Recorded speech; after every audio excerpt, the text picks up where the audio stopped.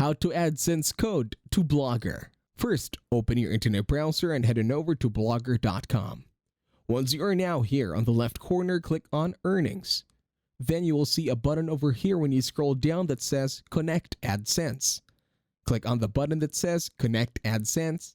Now, click on Go to AdSense. In here it says AdSense doesn't know about your blog. Now to fix this, we are going to be clicking on Copy by highlighting our blog post or blog website and then clicking on Go to AdSense.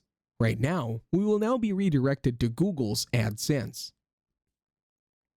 Once we are here, let's click on Sites on the left corner. Once we are now in this section of the website, let's click on Plus New Site. For now, let's cancel. Once again, click on the button that says Plus New Site and then paste your website. Then click on Save. In here, click on the button that says Next. Then click on Request Review. And that should be it. Thank you very much for watching. Please leave a like, share, and subscribe to the channel.